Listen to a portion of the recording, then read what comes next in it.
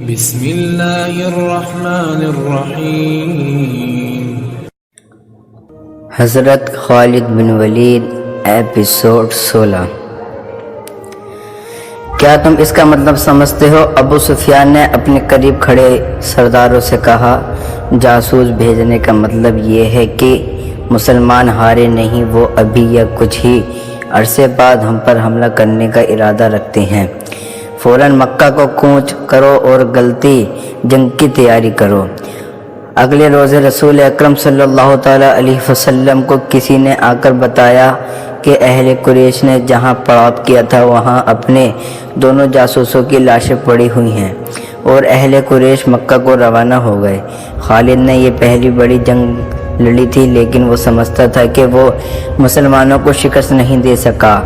آج 4 برس بعد یہ انسان سوچ میں غرق تھا کہ مسلمانوں کی یہ طاقت عام انسانوں کی طاقت نہیں، کوئی راز ہے جسے وہ ابھی تک نہیں پا سکا۔ اسے اہل قریش کی کچھ خامیاں یاد آنے لگیں، کچھ باتیں اور کچھ اعمال اسے اچھے نہیں لگ رہے تھے۔ اسے یہودیوں کی 2 بڑی خوبصورت عورتیں بھی یاد آنے لگیں جو اہل قریش کے سرداروں میں گھل مل گئی تھی۔ وہ جانتا تھا کہ یہودی اپنے نسوانی حسن کے جادو سے اہل قریش پر چھا جانے کی اور انہیں مسلمانوں کے خلاف استعمال کرنے کی کوشش کر رہی ہیں۔ یہ طریقہ اسے پسند نہیں تھا، لیکن ان میں سے ایک عورت ایک روز خالد سے ملی تو خالد نے محسوس کیا کہ یہ عورت جو کچھ کہہ رہی ہے اس میں عقل و دانش ہے۔ اس عورت کے حسن و جوانی کا اپنا ایک اثر تھا، لیکن طلسم جو اس کی جوانی میں تھا اس کا اثر خالد نے محسوس کیا تھا۔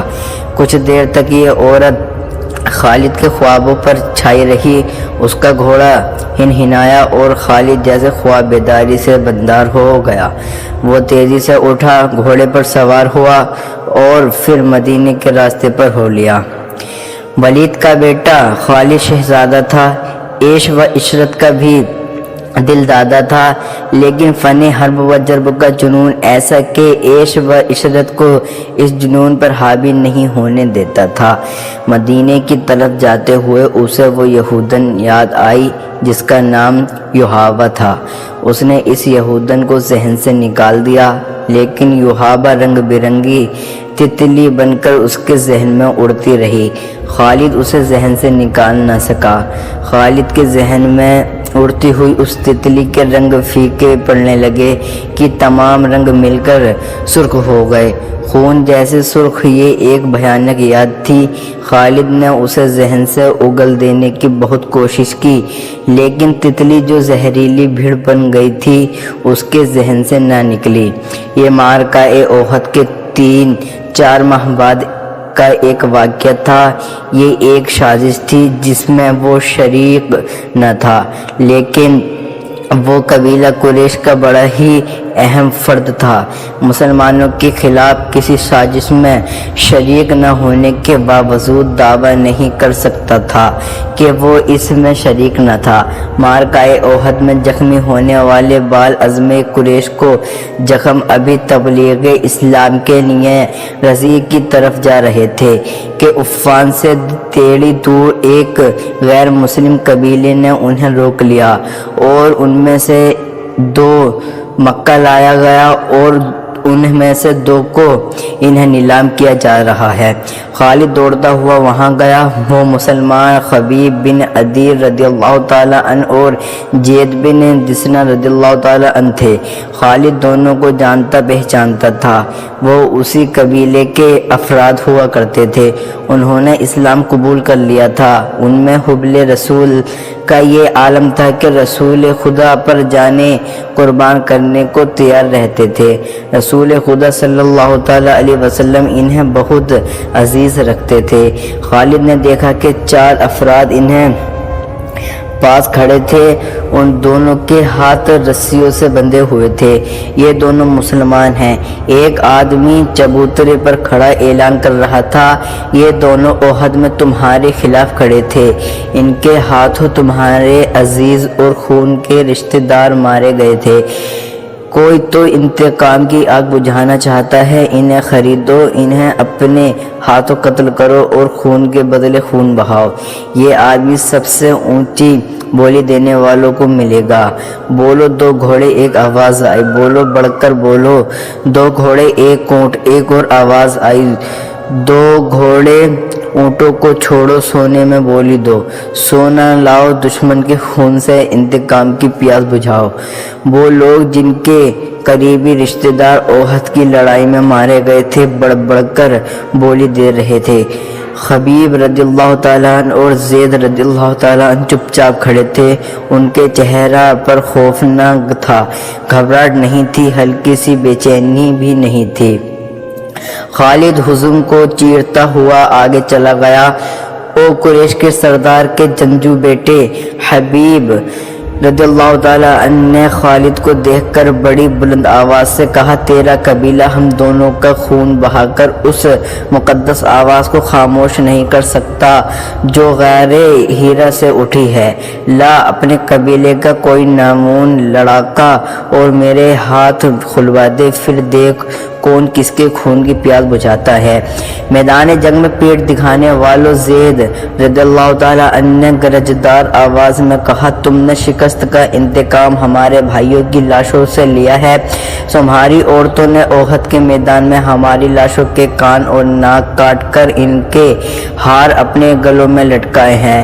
آج 4 برس بعد مدینے کی طرف جاتے ہوئے خالد کو خبیب رضی اللہ تعالیٰ عنہ اور زید کی للکار اور تانے صاف سنائی دے رہے تھے۔ وہ زید رضی اللہ تعالیٰ عنہ کے تانے برداشت نہیں کر سکا تھا۔ آج 4 برس بعد اسے یہ تانا یاد آیا تو بھی اس کے جسم سے جھرجھری لی۔ اسے احد کے میدان کا وہ منظر یاد آ گیا جب ابو سفیان کی بیوی ہند نے حمزہ رضی اللہ تعالیٰ عنہ کا کلیجہ نکال کر اپنے منہ میں ڈال لیا اور چبا کر اگل دیا۔ اسی عورت نے اپنے ساتھ کی عورتوں سے کہا تھا کہ وہ مسلمانوں کے کان اور ناک کاٹ لائے۔ ان عورتوں نے اس کے آگے کانوں اور ناکوں کے ڈھیر لگا دیے تھے۔ ہند نے ان کانوں اور ناکوں کا ہار بنایا اور اپنے گلے میں ڈال لیا تھا، اور وہ پاگلوں کی طرح میدان میں ایک گیت گاتی اور ناچتی پھرتی تھی۔ اس منظر کو اس کے شوہر ابو سفیان نے پسند نہیں کیا تھا۔ خالد نے تو نفرت سے منہ پھیر لیا تھا۔ 4 ماہ بعد وہ مسلمان جن کے ہاتھ رسیوں سے بندھے ہوئے تھے اسے تانے دے رہے تھے۔ وہ آندھی طریقے سے انتقام لینے والا آدمی نہیں تھا۔ وہ وہاں سے کے خلاف آیا اور اہل قریش کے ہجوم میں گم ہو گیا۔ اسے اس قبیلے کا ایک آدمی مل گیا جو ان 2 مسلمانوں کو پکڑ لایا تھا۔ کسی تاریخ میں اس قبیلے کا نام نہیں ملتا۔ مؤرخوں نے بن ہشام کے حوالے سے اسے ایک جنگجو قبیلہ لکھا ہے جو قریش کا اتحادی تھا۔ خالد نے اس جنگجو قبیلے کے اس آدمی سے پوچھا کہ ان مسلمانوں کو کس طرح پکڑ گیا ہے۔ خدا کی قسم، اس آدمی نے کہا، کہو تو ہم مسلمانوں کے رسول صلی اللہ تعالیٰ علیہ وسلم کو پکڑ لائیں اور نیلامی کے چبوترے پر کھڑا کر دیں۔ تم جو کام نہیں کر سکتے اس کی قسم نہ کھاؤ۔ خالد نے کہا، ان 2 کو کہاں سے پکڑا گیا ہے؟ یہ 6 تھے۔ اس شخص نے جواب دیا، ہم نے احد میں مارے جانے والوں کا انتقام لیا ہے، آئندہ ایسے ہی انتقام لیتے رہیں گے۔ ہمارے قبیلے کے کچھ آدمی مدینہ محمد صلی اللہ تعالیٰ علیہ وسلم کے پاس گئے ہیں اور کہا کہ وہ اسلام قبول کرنے آئے ہیں۔ انہوں نے یہ بھی کہا کہ ان کا پورا قبیلہ اسلام قبول کرنے کا ارادہ کر چکا ہے، لیکن پورا قبیلہ مدینہ نہیں آ سکتا۔ ہمارے ان آدمیوں نے محمد صلی اللہ تعالی وسلم سے کہا کہ ان کے ساتھ چند ایک مسلمانوں کو ان کے قبیلے میں بھیجا جائے جو پورے قبیلے کو مسلمان کرے اور پھر قبیلے کو مذہبی تعلیم دینے کے لیے کچھ عرصہ وہی رہے۔ ہمارے یہ آدمی جب واپس آئے تو ان کے ساتھ 6 مسلمان تھے۔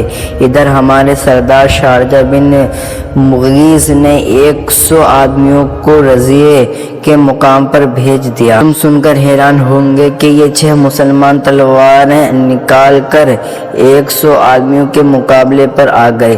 ہم نے 3 کو مار ڈالا اور 3 کو پکڑ لیا، ان کے ہاتھ رسیوں سے باندھ دیے۔